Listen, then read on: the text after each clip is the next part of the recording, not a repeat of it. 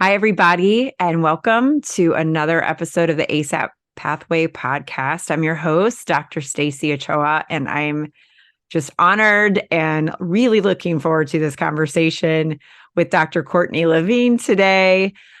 Welcome. Thank you so much for being here. I know you're super busy.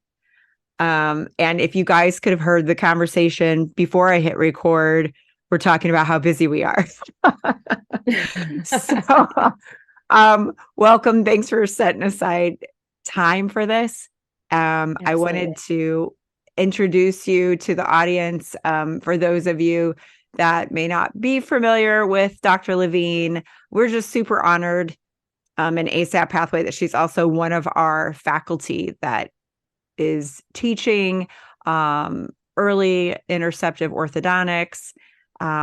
And you'll understand why at the end of the podcast, why her perspective is so valuable and so unique, and why I had to have her on to have a cup of coffee and a conversation. So let me introduce her to you all.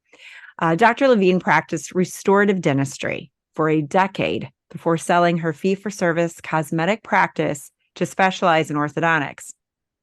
She earned her doctorate at the University of Connecticut, graduating at the top of her class and being inducted to Omicron Kappa Upsilon National Honor Society. During her 10 years of practice, she became the youngest female accredited through the American Academy of Cosmetic Dentistry. She also gained fellowship in the Academy of General Dentistry and the Pierre Fauchard Academy. Dr. Lavigne has lectured nationally on clinical aesthetic techniques, practice profitability, and patient communication. In 2014, she started a fee-for-service practice from scratch in Wayland, Massachusetts, where she gained a reputation for aesthetics and patient-centric care. She then went on to orthodontic residency at Tufts University. Today, she strives to use her distinctive experience in the two disciplines of restorative dentistry and orthodontics to improve interdisciplinary workflow and communication between the restorative quarterback and the specialists on the treatment plan team. Thank you so much for being here, Courtney. Absolutely. Thanks for having me. SAPSO has been very good to me. So whenever you guys make a request, I try to clear my schedule to do what I can do to be here. Well, we're just honored that you're just part of the faculty. And for those that don't know, she does live hands-on courses, and they are amazing and really puts just gives a nice system to things, because I think that's too, like right now, I say this all the time. It's like the wild, wild west out there, Courtney. And people just don't know where to start. They have analysis paralysis. And, but tell us your story. Like, I remember before you even went back to the residency, I remember I think I met you for the first time at the American Dental Association's Pediatric Airway Symposium, possibly, or I heard about you there, but there were all these whispers. There's a dentist going back to, ortho, because she knows something has to change. She knows something has to be done. And she's like, I'm going full throttle. So tell us what happened. What was the mindset? What was the paradigm shift? What made you, that's tough to give up your practice and go back. Yeah. Everybody, when I kind of revealed I was going to do that, thought I was crazy, because from the outside, I had this perfect practice. My team was amazing. I'd done this beautiful build out. I didn't want for any patients. I was busy. I was profitable. And then sold it all to go back to school and pay tuition for a few years. And I have to say, my husband is the most patient person in the world, because you don't do it for money. That's for sure. So I'd been practicing, and I had always from dental school wanted this cosmetic practice. I wanted to change lives through taking something and making it more beautiful. And cosmetics just seemed to be the best fit for me. So I went through Spear Education's curriculum to learn occlusion more comfortably, the bigger cases more comfortably. I went through accreditation through the Academy of Cosmetic Dentistry, and I was doing really complex dentistry. Sometimes I'd see one patient a day, sometimes 5 or 6 patients a day, but full mouth rehabs, 8-unit cases, lots of stressful, complex dentistry. And over the course of starting my practice, I was going through my own health issues. So I had started right after dental school, right after getting married, maybe shortly after 2010, started waking up at 2:30 in the morning, sweating the bed so profusely we had to change the sheets every night. My goodness. And as a newlywed, that's not the sexiest thing to Yeah, wake up right. to every morning. Wake up at 2:30 in the morning with so much adrenaline. I'd wake up and I'd be like hyper productive. My periodontist would be like, "What are you doing emailing me at 3:15 in the morning?" And I would just work. And then 6 o'clock would roll around. It was time to get ready for work. And I was ready to crash. I was exhausted. Rewind a couple years during dental school, I had hit a point where I was eating around 4,000 calories a day and losing weight. I had had an endoscopy, a colonoscopy, and at the end of the day, because everything was turning up normal, no celiac, no parasites, the GI doc kind of said, you're in dental school and you're a female, that's stressful. I was like, oh, that's your diagnosis. That's my DNA. I've always been stressed. I double majored. I was a competitive figure skater. Like I've always had stress on my plate. I don't operate unless I have a full plate. And so I knew I had my own health issues going on, but hadn't really connected the dots that the weight issue is also related to the sleep issue. And I didn't know what was going on. And I was at the Spear Summit in 2014. And Jeff Rouse was speaking, and he started talking about the young, fit female and upper airway resistance syndrome. And I just started like wailing on the shoulder of my friend sitting next to me. And I'm like, this is me. This is my problem. This is what's happening. And so I went through a sleep study, went through a lot of evaluations. I am a class 2 patient skeletally due to a retrognathic mandible. I had 4 premolars extracted when I was younger. And now that I know more, you go back, and my mom had to use a breast shield to nurse. I have a posterior tongue tie, so nursing was difficult. By 4 years old, my sisters wouldn't sleep in the same room as me because I was snoring so loudly as a 4-year-old. So the problems were always there. They just weren't identified. No one was asking the questions, and society has normalized so much of it. Sure have. I see all the time people posting how cute it is to see their kid like snoring. That it wasn't until it really became that like 2:30 wake up, like, okay, something's got to change, put the pieces together. And then I started my own orthodontic journey and rabbit hole where I went through skeletal expansion. I went through turbinate reduction surgery in my nose. I had septoplasty. That was the biggest change for me. Even the maxillary expansion didn't make the same difference that cleaning out my nasal passages did. I had to go off gluten and dairy because I was a high histamine producer to those foods. So it's so multifactorial. So personally, I'm going through all of this, and then I'm showing up at work and I'm making smiles prettier, but all of a sudden I'm starting to realize that all of my 45, 55-year-old females that want veneers have a worn down dentition because they have underlying health issues. And when people drive 2.5 hours because of your before and after photos and they want the veneers, and you're like, well, first we now have to do this arduous path of figuring out what's wrong with you. They're like, okay, I'm just going to go somewhere else for the veneers. My practice really wasn't set up to be airway driven. On the other side of it, there were 2 parts to orthodontics that had been frustrating me. One was that I was that annoying restorative dentist that for my adult patients, I would make a keynote presentation. Please intrude this, please create this much implant space, please move this here. And nobody wanted to treat my adult patients because it's much easier to treat a straightforward 12-year-old. So I was struggling with the orthodontist to get the results I wanted. And I was seeing at the courses I was taking that it was possible to do the orthodontics to get what I wanted, but it wasn't being delivered in my area, or I couldn't find somebody in my area that was giving me what I was seeing could be done. And then as I started to know the airway component, I would start sending, I didn't see a lot of kids in my practice, but I would be talking to the adults and they'd say, my 7-year-old, and then I would send the 7-year-old for an evaluation, and I was getting, let's wait till all the adults come in. Yes. So combination of all of this, I was really just at this weird junction in my career where I was like, what I'm doing at work feels like I put on someone else's shoes and act the part. And then I go home and I'm who my authentic self has become. And I was at Rick Robley's office taking a course, and he started talking about how as an orthodontist, he had monthly meetings and was able to train his local restorative dentist to understand airway, to understand how to be better referral sources. And I was like, this is what I have to do. I have to sell my practice. Gosh, my Courtney. husband that night. And my husband, it's the only conversation, we've been together 21 years. It's the only conversation he's ever recorded, but he somehow recorded this hour-long conversation where I tried to, it was my sales pitch on all of the reasons I had to sell my practice. What made him? There's something you said at the beginning of that convo where he's like, wait, babe, hold on a second. I got to record this. Yeah, I think he knows when I say something, I mean it. There are certain people that are like, I'm going to do this crazy thing. And then it's like this aspiration they never, and I'm one of those people that's like I was telling him I was like, I have a great new idea. And I'm telling him this pitch last night. And he's like, Jesus, can we wait another year before we do this? He's like, I need to come up for air from the projects this year. And I'm like, I'm not doing it yet. And he's like, but I know you're going to. I So know it's coming. I I know it's know, coming. yeah, that's who I am. So we listened to it on match day. I sold my practice January 6th of 2020, which ended up being really amazing timing for me. Started residency Yeah. during COVID.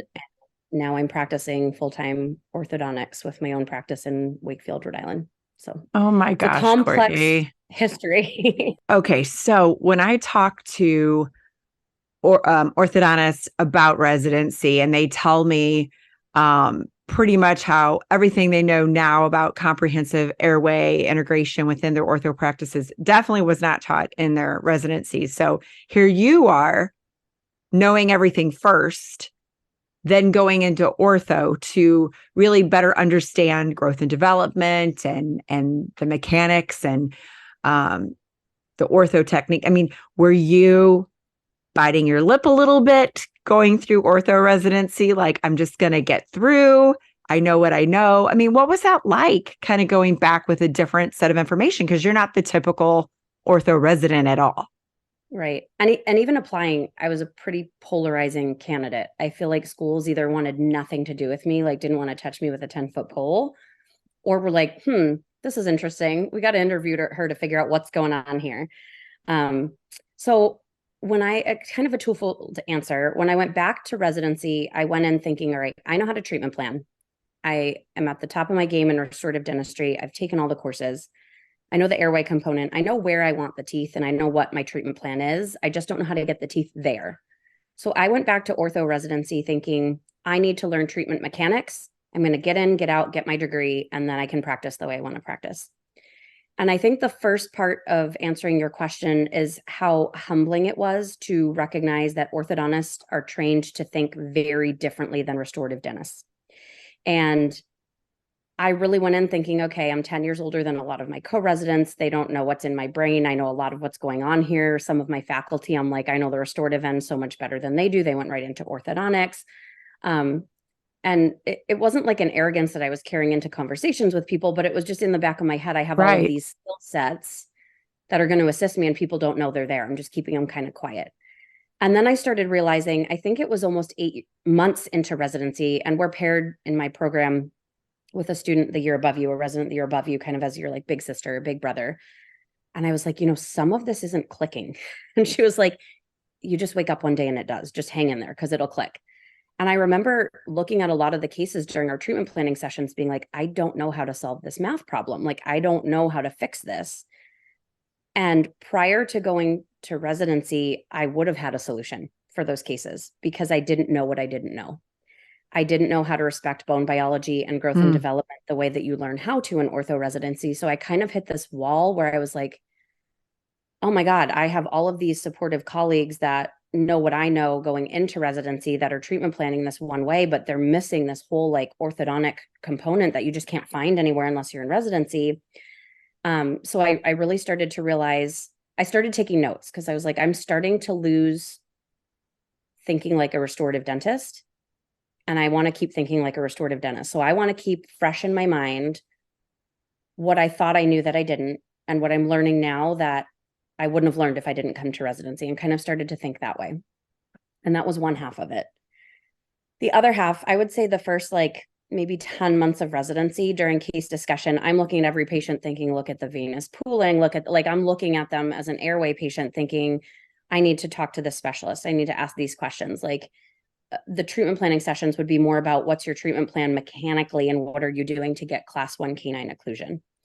And I'm thinking, well, I can get you class 1 canine occlusion, but I'm not fixing the underlying The problems here. problem. So like my brain is going into my airway mode, thinking there's so much more to this patient as a person than we're addressing here. And, I'm a first year resident. There are 16 of us in the room other than the faculty that are eight in my year, 8 the year above me.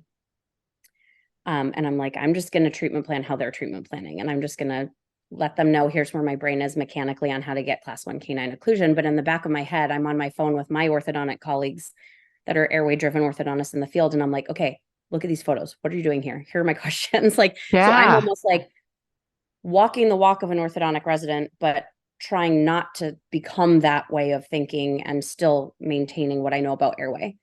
And so I would say around 10 months into the program, I started saying, well, here's my question. Why are we in a posterior crossbite? Why do we have a maxillary transverse deficiency? Because I can tell you how to fix it. I'm putting in an expander. Here's my treatment plan. But my concern is if we don't address the epigenetics, what's going to happen when the expander is not in the mouth anymore? Because the forces that cause that to not grow are still going to be there. We're still going to have cheek pressure, muscle pressure. That's going to want things to relapse. And I was questioning some of the orthodontic literature saying, why do phase one? It's going to relapse anyway. And I'm like, right. Well, it will relapse if you're not addressing why you needed to intervene to begin with. So then I started kind of dabbling. And like, I'd say halfway through residency, it became the joke because you go around the room in case discussion and it's like, okay, what do you think? What do you think? And then it would get to me and they're like, tonsils, okay, adenoids, tongue, we know, move on. And, like, and I just started to kind of be the joke of residency. But for Christmas, for my first year of residency, gave all of my co-residents Breath by James Nestor. And then second year, I gave everybody Why We Sleep by Matthew Walker. Oh, and wow. I feel like even if my co-residents left not interested in being airway aware, they at least had heard of it the first time because it takes like 3 times of hearing something. That's right. So I'm like, at least I plugged it enough. You planted seeds. Yeah, I think there are a few people that are asking questions, and I've had co-residents from the year above me, my year, the year below, that'll text me and say, hey, I think there's more going on here. What do you think? And I'm like, I made a difference. Yes, you did. So I think it's twofold. I think I now from residency can look to my restorative colleagues and say, you're so well-intended. Yes. But your treatment plans, you're not doing sound treatment plans it's unrealistic if you don't understand the growth and development, the bone biology. Like 100%. we all love to wave a wand, right? And put the teeth here. But if you do not honor the bone biology and how that anatomy and physiology and growth and development work, it's not going to happen. And we're asking miracles of an orthodontist sometimes. Yeah. And I think too, you start to have this weight on your shoulders. Like I look at all these kids and I feel this responsibility. I see myself in them and I'm like, I don't want you to go through what I went through and I want to fix you now. And sometimes the fixes are not dental at all. And the best thing you can do is try to get the parent to take them to the right specialist in the medical field to intervene and get those colleagues together. You know, I had a patient come in for expansion last week. They had the largest tonsils and adenoids I have ever seen. I don't know how this kid is breathing. I mean, there is like 0% airway based on how large everything is. And I said, yes, she needs expansion. I agree with the pediatric dentist that referred you here. And I want to start expanding yesterday. But we're not step number 1, because if I put the expander in, the ENT I refer you to is not going to want to do the surgery with the expander in the mouth. So you need to go here first. And even if they never come back to me, and if they can get to the ENT and get an opinion and get that part fixed, I've helped more than if I never intervened. And I haven't done any dental treatment on that patient. And so I think it takes, I went through a lot of growth to recognize I am not responsible for solving everybody else's problems. Amen to that, Courtney. That right there is what, when I talk to other dentists, like I'm speaking next week in St. Louis, and the goal of raising awareness, I can see the look in a lot of their eyes, like, oh my gosh, I don't necessarily want to do this, or I don't want to do the expansion myself, or just even some of the orthodontists, like afraid to, you can just see it in their face. Like they don't want to do the paradigm shift in it. But what you just said was, if all you do is get them screen, identify that there's a problem, and refer to a medical colleague, at least to get the ENT to get things opened up, you've helped that trajectory. You've changed it, and you've not even done anything from a dental perspective. They may need more, but you took a piece of that puzzle of that suffering child, and you changed it. And I also love what you said, that just some of this weight we put on ourselves, on our shoulders, that once you are airway aware and you look more comprehensively, I know in my journey, I put it all on me. Like I had to fix everything. And it's just that's not real. That's not real. We can't fix everything. We need the medical colleagues, but what we're doing does matter. We have a place at the table. We do need to correct the malocclusion. We do need to help with making room for the tongue, but we've got to address why they were there in the first place. Yeah, which is an 100%. obstruction. Yeah, I entered residency thinking once I have the orthodontic skill set, I'm going to treat every patient as an airway patient. And I've learned through my journey, there are some people that come to me to get straight teeth and their ears are closed and I can open the conversation. But if the ears are closed, it is not my responsibility to be the person that gets them aware when they're not ready to be.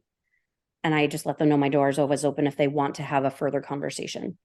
And I think that I find a lot of the practitioners that really start going down the rabbit hole of airway and reading the literature and trying to find solutions for their patients are so well intended that they forget. Jeff Rousseau says at the end of the day, just do the dentistry, and you forget to just do the dentistry. And so you have these sick patients and you're like, well, I have to do something. So you start making up treatment plans that the shoe doesn't fit. If we have a constricted mandible, you can't expand the maxilla out of the problem because now you've created a bite that you can't get the teeth together. And from a dental perspective, we can get ourselves into trouble and do some dental interventions that don't make sense. And there are realities where I went into orthodontic residency thinking premolar extractions are a problem. I'm never going to do those. And then you get the 14-year-old that you're like, I needed you referred when you were 5, when you were 6, when you were 7. And now that I'm meeting you at 14, there is no biologic way for you to fit the amount of teeth that you have in your mouth in the amount of bone available. And we need to take teeth out in order to have a stable occlusion. And then it becomes a surgical case if we want to make greater intraoral volume. But we can't just expand ourselves dentally out of a bone deficiency that's so great that the teeth just can't fit. And I think it took being open-minded during residency to recognize my preconceived notions entering residency. I needed to allow some of them to be defunct, and I needed to allow myself to have a new thinking pattern, to take a step back and say, is this a dental problem that I have a solution for? Is my solution one that is a sound dental solution aside from my why? And if those two things match up, then I can start to intervene for airway purposes. But there are certain times where you see someone and you're like, this kid is so sick. Their pediatrician's not caring. Nobody's like in their corner. And maybe the parents aren't on board with the ENT, but they're on board with you. So you're like, fine, I'll do something. And you start making up dental treatment plans that just aren't really what that patient needs. And I think we have to police ourselves a little bit to do the dentistry that we know to do when it's appropriate, and lean on our colleagues when it's not, when we don't have the solution, because we can't have all of the solutions. And it took me a while to realize that. I really wanted to treat every person, and we just don't have, as dentists and dental providers, the ability to do everything everyone needs. No. And I think that's so important to say. I also think there's a culture within dentistry. I look at my medical colleagues. I've had conversations with the sleep physicians and, neurologists and ENTs in town that I've just worked with for decades. And they just look at me like when I first started doing this 20 years ago with adults and then kids probably 7 or 8 years ago. And they look at me like, calm down, Stacy, because I was putting so much, the onus of it on me. And like, I had to be the superhero. And boy, you get your tush kicked in the arena. You really do. When you're out there doing this and you get your tush kicked, and then you start realizing I'm part of the solution. I'm not the entire solution. And I need to just relax, because our medical colleagues get it. They know they're not. I mean, the ENT knows they're a piece of the puzzle, but they're not everything. The sleep physician recognizes that. We need to recognize that. This is why we have a team, and this is why we work together. I love to, because again, these conversations I like having with people about this topic, we have to check our egos at the door. We really do.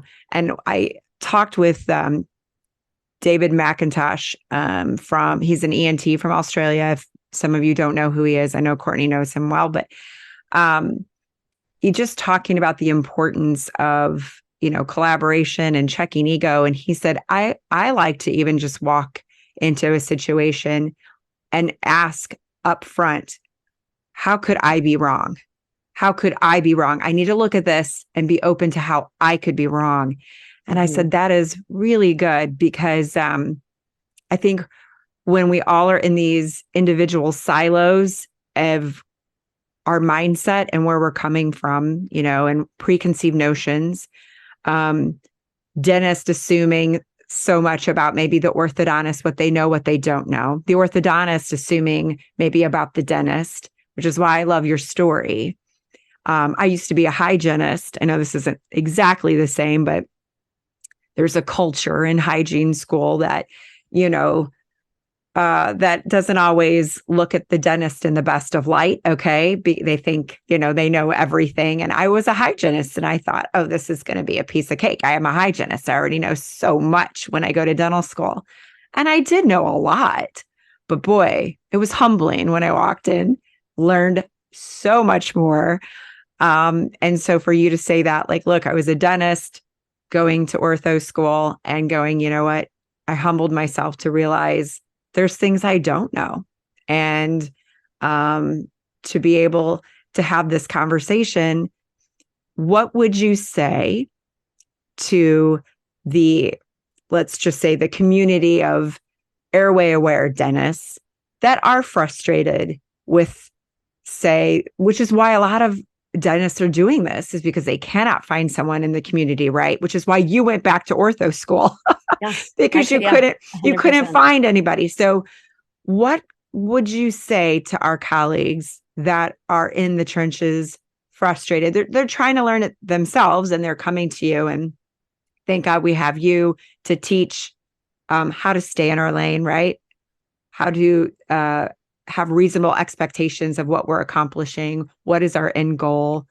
Looking at it comprehensively, but what do you wish they knew about the orthodontist that maybe they would have a little bit more how to approach an orthodontist, how to not approach an orthodontist? Yeah. So I think one thing I didn't recognize is that you kind of find your community in dentistry, right? Whether that's like you're COIS trained, and then all of your colleagues in dentistry seem to be at the same level of dentistry that you're at, because excuse me, I may need to grab water because no, you go right ahead. Let me go grab some. We'll be right back. You go right ahead. Everybody, I'm going to sip my coffee while she's getting a glass of water. 'Tis the season.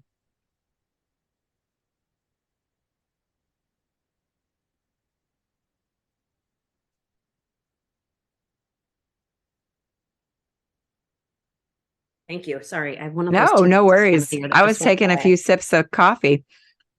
I'm lecturing at Boston University tonight too, and I'm like, I got to have tea. Oh goodness, it's just going to happen again. So I think one thing that I hadn't recognized is that in restorative dentistry, I sort of knew those that spend $60,000 a year on continuing education and get on a plane when the course warrants it, and that's what they need to do to learn what they want to learn.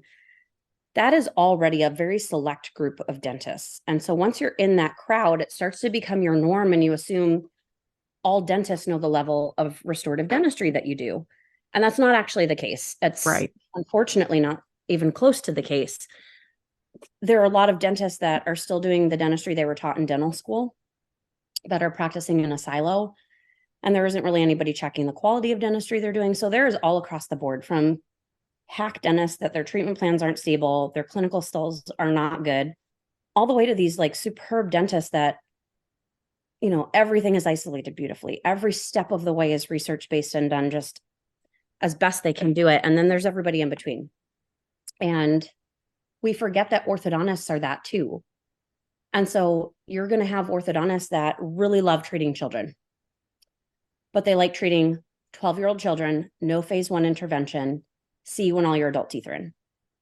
There are orthodontists that half of their practice is comprised of adults, and they're used to doing adult intervention, and they're going to use TADs, and they're going to have better mechanics in their skill set to deal with those more complex cases than just the 12-year-olds.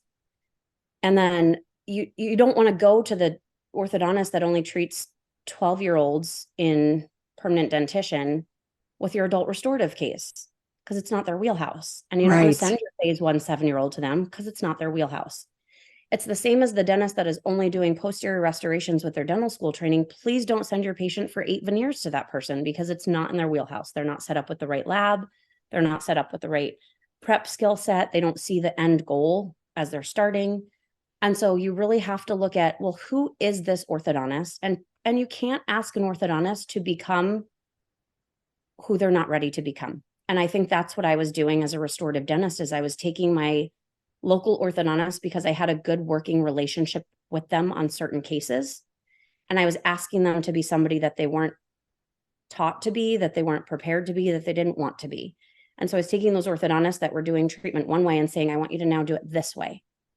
And they're thinking, well, who are you? You don't know orthodontics. Like, I'm not going to start doing it that way because that's how you want me to do it as the restorative dentist. And so I think my best advice would be, if you have a good relationship with an orthodontist on certain cases, find out how open they are to learning more. So rather than you being the expert and saying, I took this course, I now want you doing X, Y, and Z, say, I took this course, it was super, super impactful. I don't know how we can apply it to the patients we're treating and how we can't, because I don't know the orthodontic component. Will you go to this course with me? Or can I send you to this course? And then can we get together and talk about what works and what doesn't? If they're open, they will go. I offered to send 2 different orthodontists with flight paid, hotel paid, course paid to Jeff Rouse's 2-day seminar at Spear. I mean, I'm sending you to Arizona. It's a beautiful place. And I got no's. I'm too busy. I don't need to go. Like, there wasn't open-mindedness. And I still kept pushing to try to get them to see how I was seeing. And so that should have, looking back, been the red flag for me of like, okay, we're not on the same page. If they don't want to learn what I want them to know in order for us to work together the right way collaboratively on these patients, then I need to close this door and I need to find somebody else. And it may take a little bit, but I find with my patients, if I tell a parent, especially with a child, that they need to drive an hour and a half to get the care that's specific for their child, and if you word it correctly, you can say, we see a lot of horses, and we can send horses to our local practitioners because they treat horses, but your child is a zebra, and we need to have different skill sets to treat a zebra. And the person that I trust the most, that if your child were my child, to treat something that's a little outside of the norm, would be this person an hour and a half away. That's who you have to send your patients to. And it is frustrating, but I would say keep looking in your area. What's interesting is I was in Wayland, Massachusetts, and after going back to residency, I found an incredible orthodontist who was a previous prosthodontist, who knew how to treat adult complex restorative cases, who knew airway, who was doing MSEs. He was 20 minutes from my office and I had no idea he was there. Wow.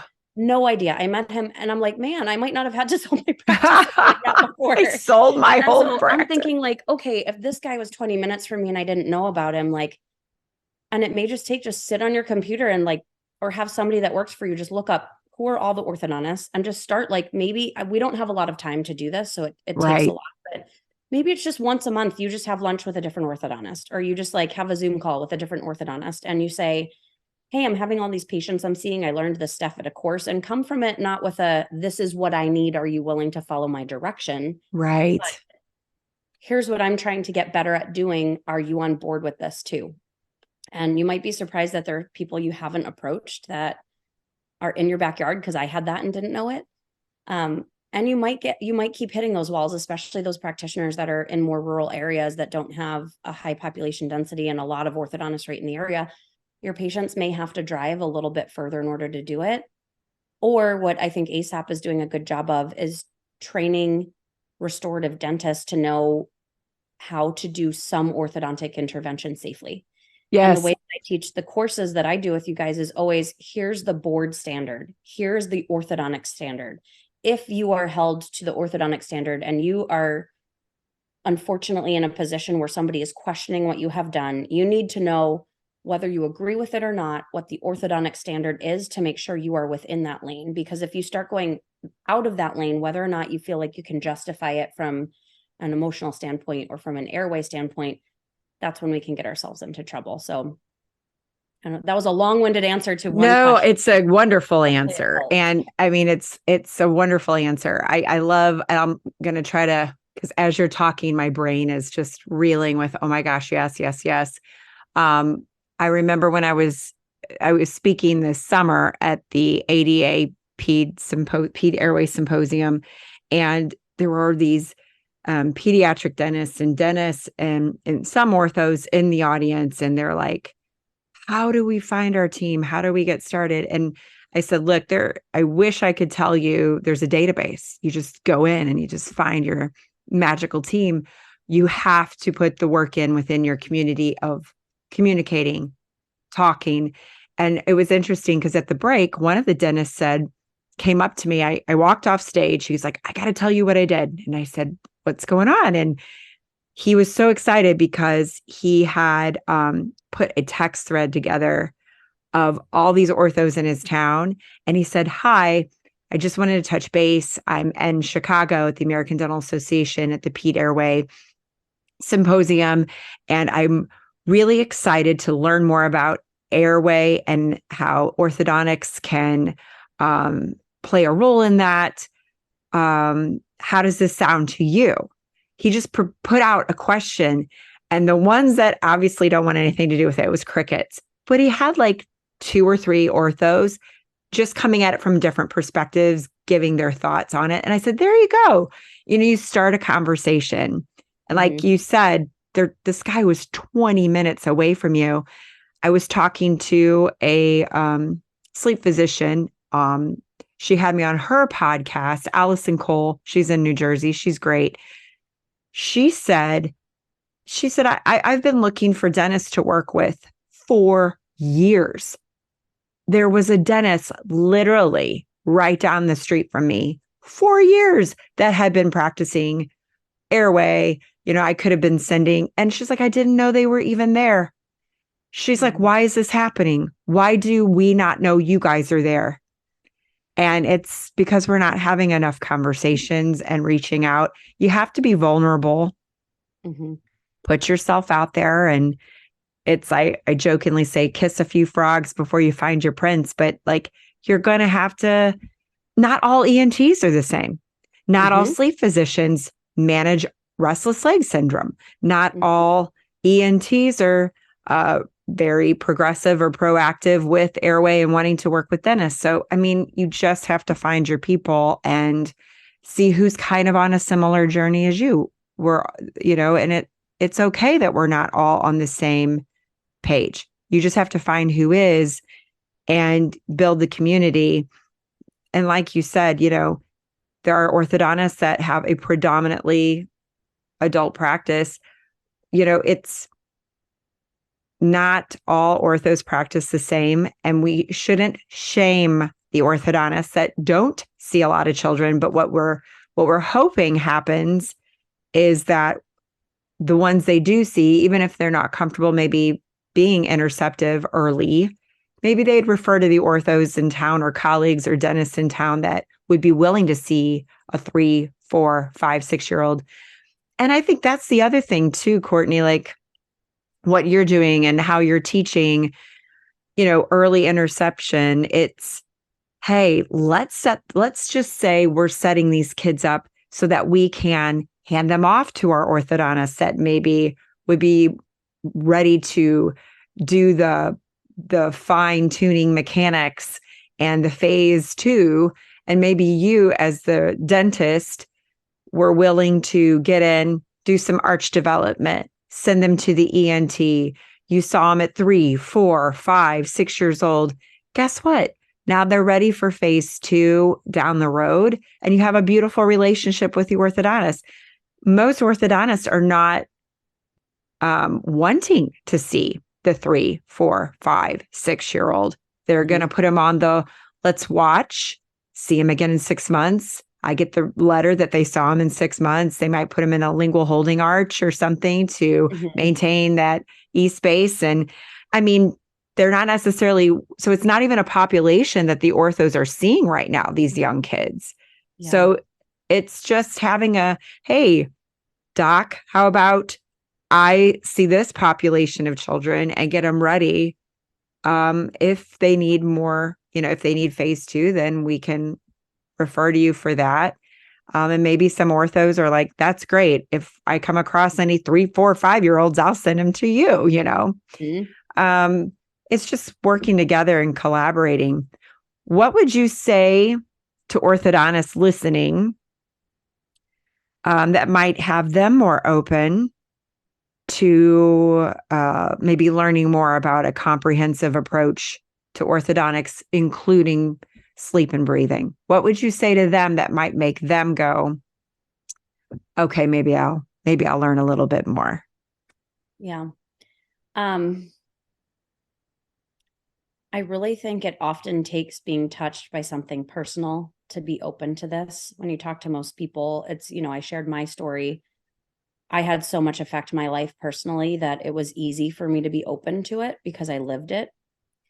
And when other people will hear a lecture and they've got a child struggling with it, or a niece or nephew struggling with it, or somebody personal close to them, a husband with sleep apnea, then you start to perk up and listen a little bit more. But what I told my colleagues during residency is I put your research aside, because we don't have all the research to support everything that anecdotally makes sense right now in the airway world.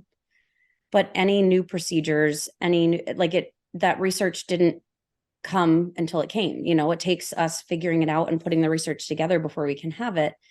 And I think just intuitively, with what we know about the human body, the volume available in our mouth for the soft tissues that exist has to have a bearing on how our airway is open or not open. Because that volume, the amount of room we have, as an example, for our tongue to sit. Our tongue doesn't know we're crowded and don't have enough bone. The tongue stays the same size.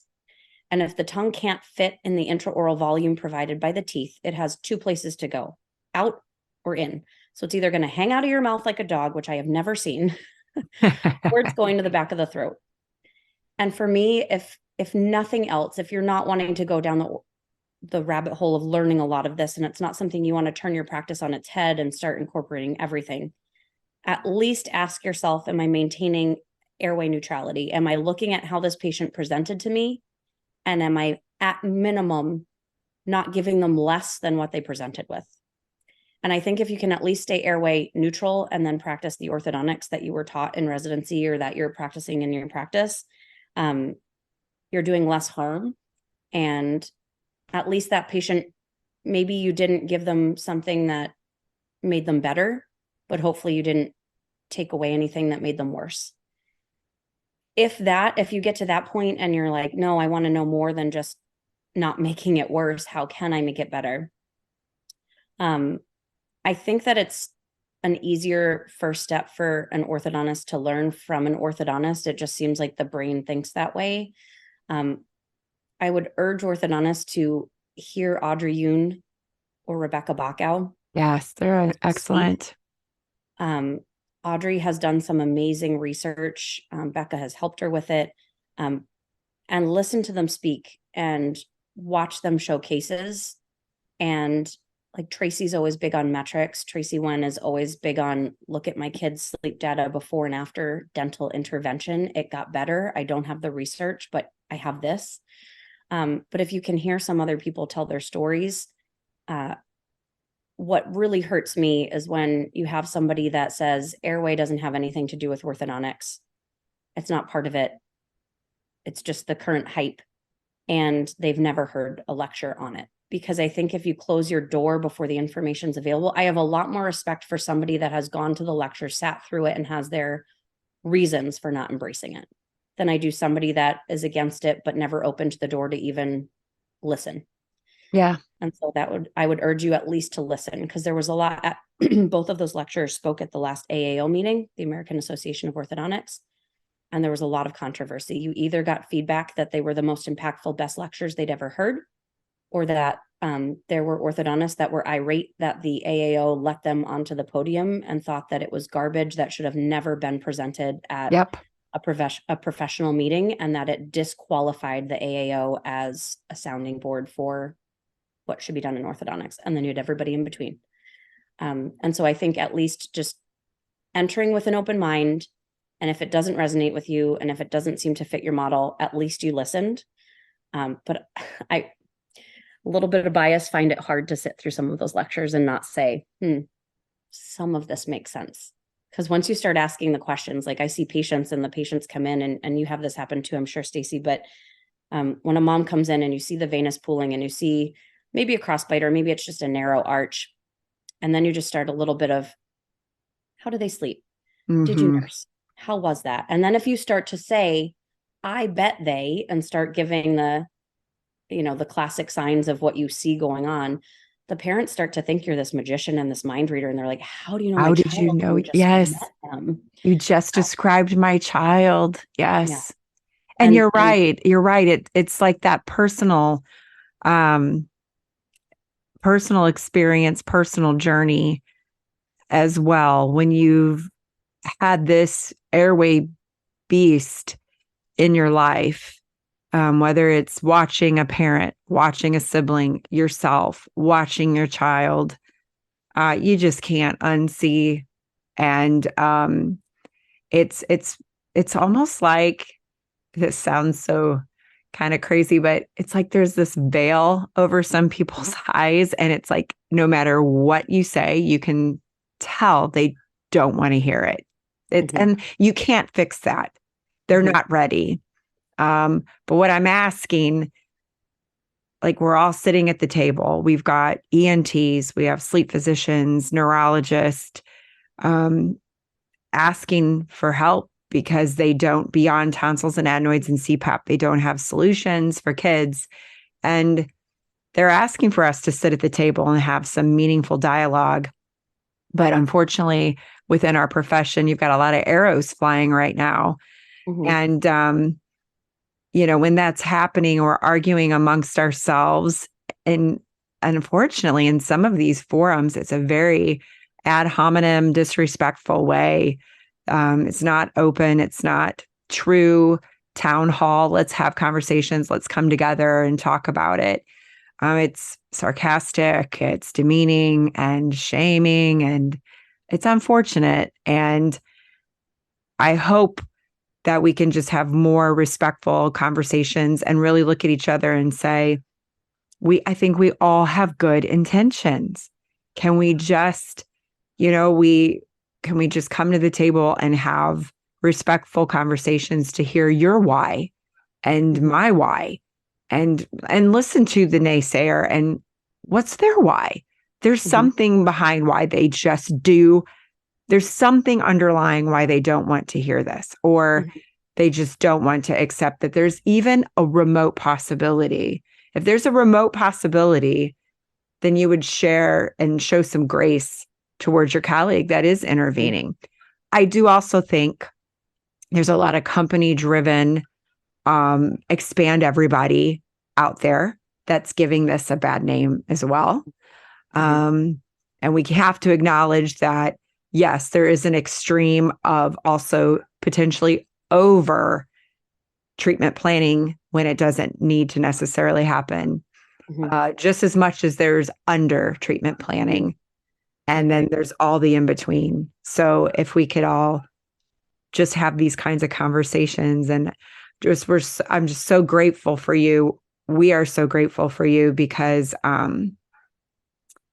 the perspective of before ortho residency, after ortho residency, and having that airway open mindset before ortho residency is a very unique journey, very unique journey.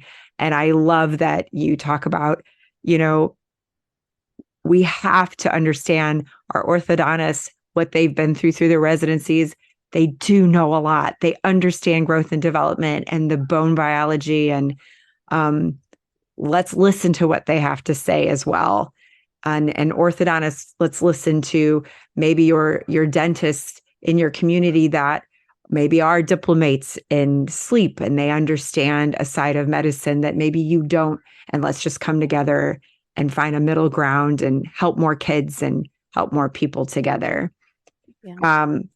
I like to end podcasts just getting to know you just a little bit more. And I am always fascinated by people's childhood because I think that's when so much influence happens and it forms who we are. So I want to take you back to your childhood, just a little bit. What was your favorite game to play when you were little? Probably hide and seek. Hide and seek. It's so funny when I talk to people like closer to, well, I think you're younger than me, but our age, it's like it was very outdoor. We were outside, we were playing. Mhm. Now, if I were to ask my kids, what was your favorite game to play? Be like Roblox, in Yeah. front of a computer. I wish we could get back to that. What was your favorite toy that you remember getting when you were little? The only thing that really stands out to me is I had seen at the Disney store when I think Aladdin had just come out and there was a genie stuffed animal that I really wanted. And it was a competitive figure skater and my mom gave it to me right after I had a competition and I was so excited about it. And then we had a house fire and it got destroyed. My whole No, bedroom somebody needs to get you that genie. It's funny because now I'm like, clutter drives up my blood pressure. So I'm like, less is more. We don't need anything. No toys in the house. No toys in the house. Yeah. You get something, you give something, which Yeah. is really good, actually. And who was your favorite teacher and why when you were little? When I was little. The one that stands out the most was my first grade teacher, Mrs. Sullivan. And I remember she came to my birthday party, which was at Chuck E. Cheese that year, which is What? like a big deal for a That teacher is to a come to big your deal. birthday That's a big party. deal today. Yeah. And I felt like, and when she was my teacher, she was probably in her 50s, I would guess. Thinking back to photos, but I think she was my favorite teacher because it wasn't just about the academia, but I felt like she really looked at us as little people and came to Ah, birthday parties and things like that. that's amazing. That's Yeah. very rare. It's unheard of. What an awesome experience. Yeah. Mrs. Sullivan, you said Miss Miss Sullivan? Sullivan. Yeah. Wow. Does Yeah. she know that you were one of her favorite teachers I don't know that she knows that. It's or been a that very, she very was one of long your favorite? time. It's been a long Ah, time that's since first so grade. that's So, so awesome. That's so awesome to hear. Um, thank you for all you do, Courtney. Thank you for what you do in your community because it's top notch and your patients are blessed to have you as a healthcare provider. Your colleagues are blessed to have you in the community. And we're blessed to have you in ASAP Pathway helping us navigate this crazy world of airway, sleep, and orthodontics, and how to do it in the proper format and to a standard that we can all be proud of. Really appreciate you. thanks for including me. Appreciate it, Stacy. Thank you so much. Thanks, everybody, for joining us, and we'll see you again in our next episode. Sounds good. Thank you. Bye. Bye.